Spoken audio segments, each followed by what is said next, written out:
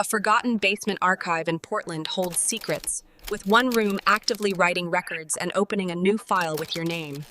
In a subterranean archive, a heavy silence permeates, feeling like a tangible presence as paper. Archival photo of junior archivist Lena Cho from the summer of 2014, when she became fatally acquainted with the silence. An official assignment document details the cataloging of a newly donated collection at the Blackwood Municipal Records Annex, a bureaucratic ghost story. A wide, imposing shot of the old brutalist courthouse in Portland, Oregon, under which the concrete tomb of the Annex is buried.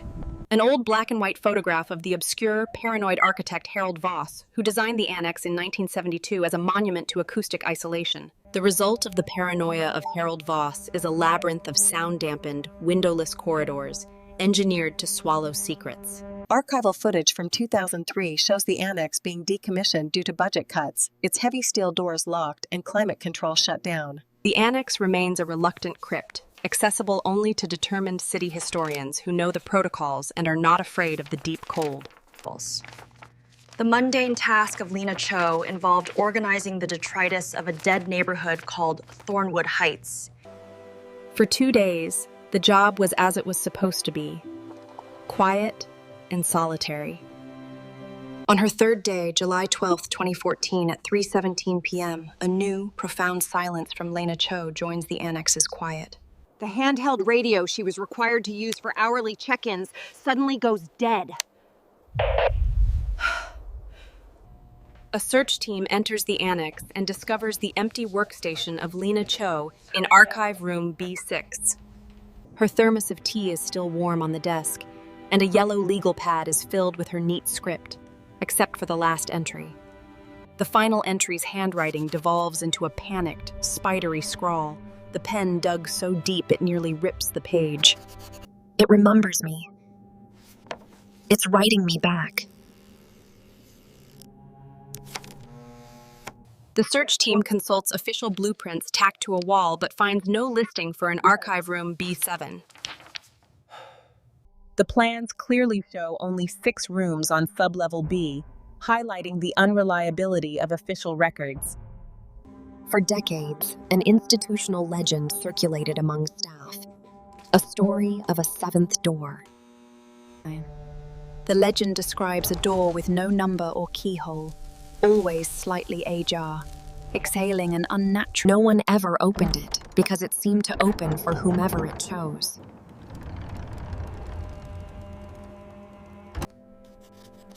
According to the personal journal of Lena Cho, the door had chosen her 3 times.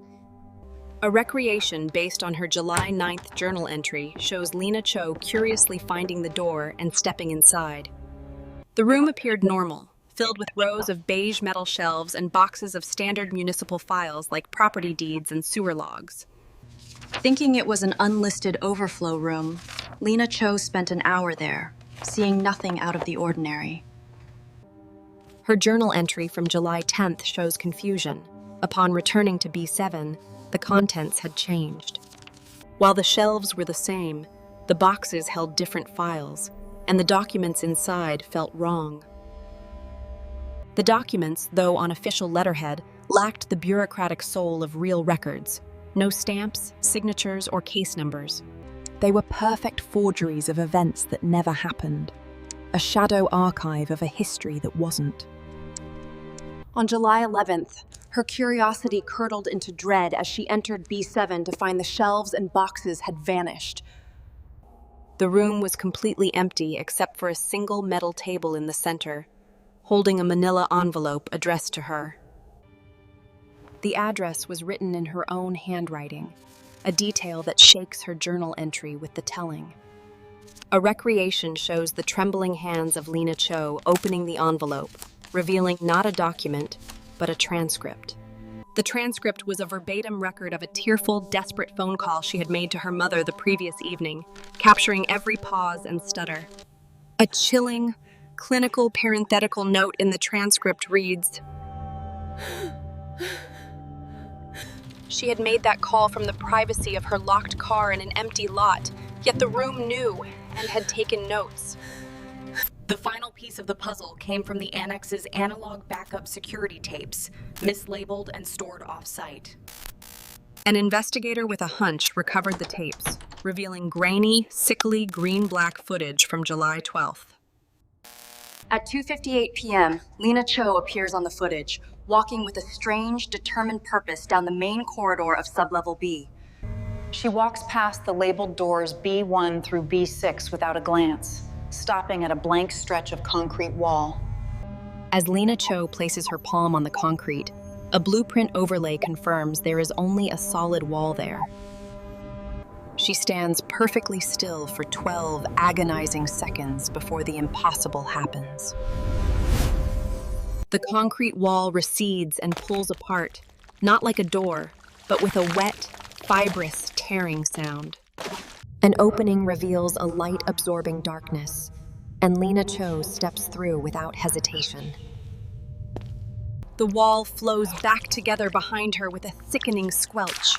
She is never seen again. The tape keeps rolling on the empty corridor, showing nothing for 3 days.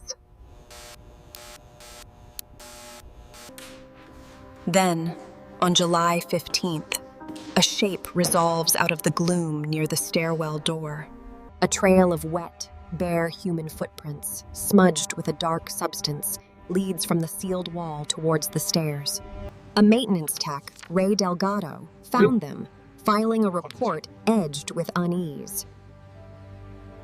A lab analysis of the residue scraped up by Ray Delgado reveals archival glue, pre-war paper mildew, and human epidermal cells. But what truly bothered Ray Delgado was a new, persistent, low frequency. He described it as a pressure inside his skull, like a shortwave radio tuned to static between stations. He filed a work order for a potential electrical fault, but it was never processed. On July 20th, the city sealed the Blackwood Annex for good, citing terminal structural decay. A lie. Leaked internal emails later revealed the real reason was not about something missing, but something new. Anomalous documents were suddenly appearing in the archives, inserted seamlessly into existing files. Documents included a permit for a skyscraper never built and a health report for a neighborhood demolished years prior. The archive was no longer a static record. It was actively and maliciously editing the past. In 2017, the phenomenon evolved, going digital, discovered by archivist Mark Feller during an audit of old servers. Deep within an old Sun Microsystems server, he found a ghost directory labeled simply B7 Fourscore RE call. Inside were 412 text files, each named after a person who had once entered the Blackwood Annex. Mark Feller scrolled through the names and saw a file named Feller, Mark. His blood ran cold. He opened the file and found it contained a log of his life, updated daily.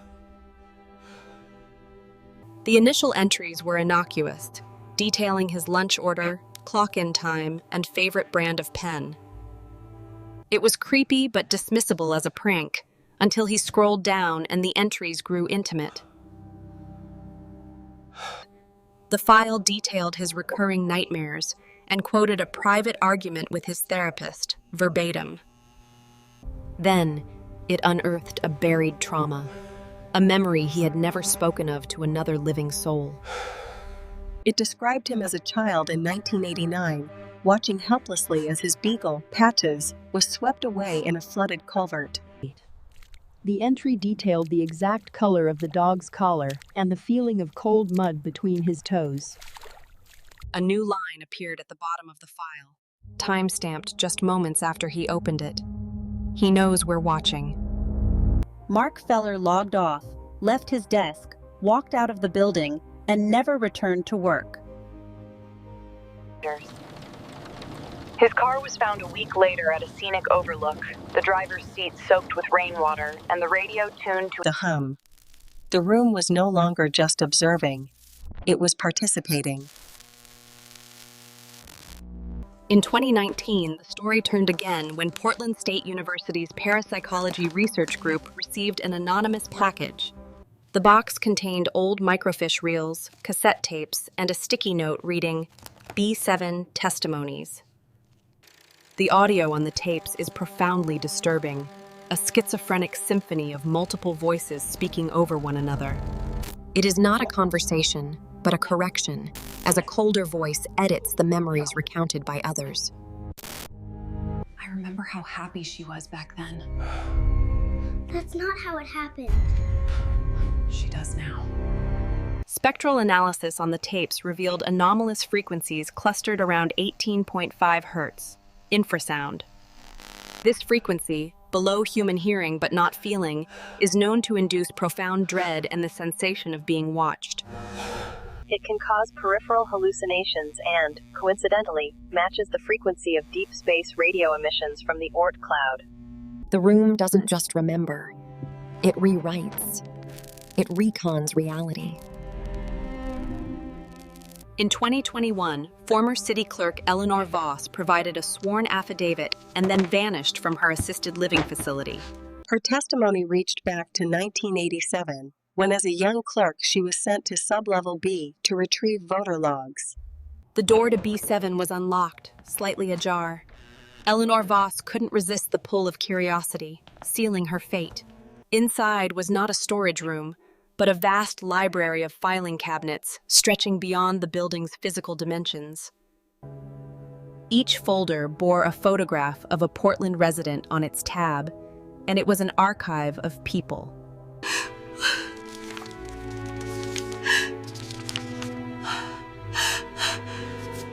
Whip! It detailed her husband's future fatal heart attack, her daughter's miscarriage, and her own dementia diagnosis with terrifying accuracy. The final page was handwritten in a dark, rusty ink that she swore looked and smelled like dried blood, reading, "A recreation shows Eleanor Voss screaming and throwing the folder down, and when she looked up, the room had changed." The endless cabinets were gone, replaced by a small, empty white room with a single desk and a black rotary phone. The receiver was off the hook, emanating the low, familiar hum. She fled. The experience followed her. For the rest of her life, Eleanor Voss heard deliberate, rhythmic typing from inside the walls of her home. It was the sound of someone transcribing her thoughts as she had them.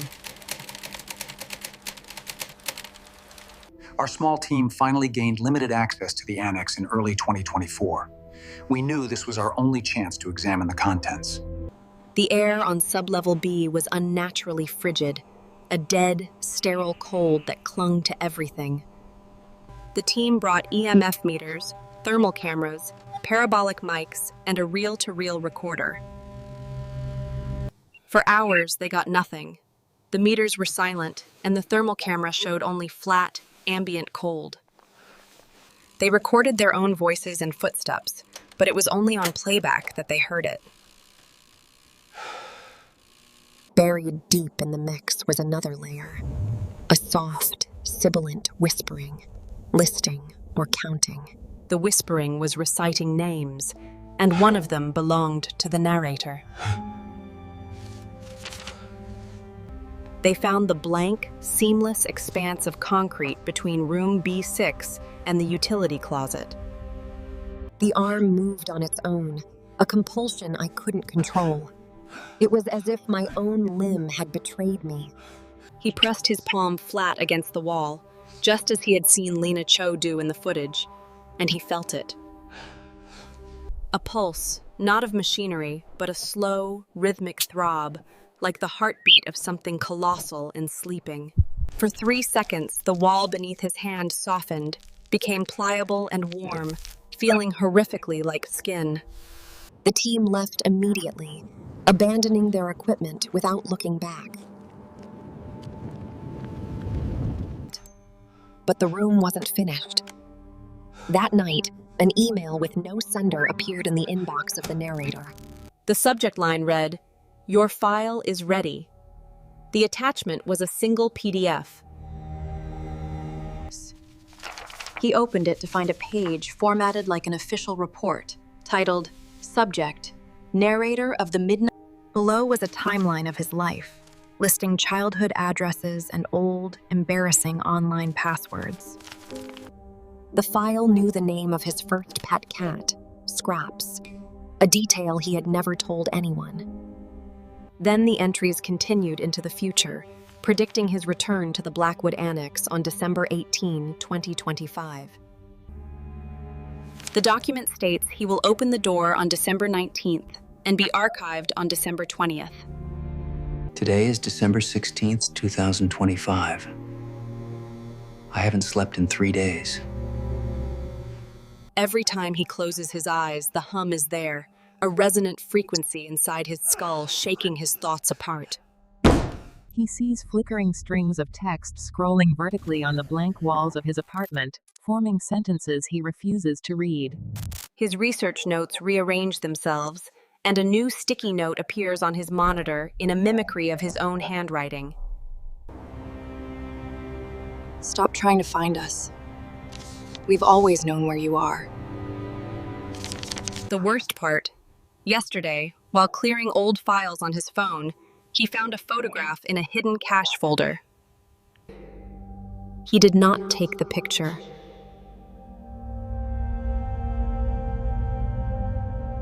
On the table is an open manila folder showing a photograph of him, taken from behind, at his desk, as he types these words. Final draft. Awaiting submission. The city of Portland still officially denies that Archive Room B7 ever existed, and the Blackwood Annex remains sealed. But late at night, a faint, sickly amber glow can be seen from lower-level windows that were supposed to have been bricked over. If you cut your engine and listen past the hum of streetlights, you might hear a soft, ceaseless, rustling sound. It's the sound of turning paper, page after page, name after name, memory after memory. You must understand that it's an archive not of the past, but of the present as it is being written. And your file is already open. It's already been updated. It's already written your ending. You just haven't gotten to that part yet.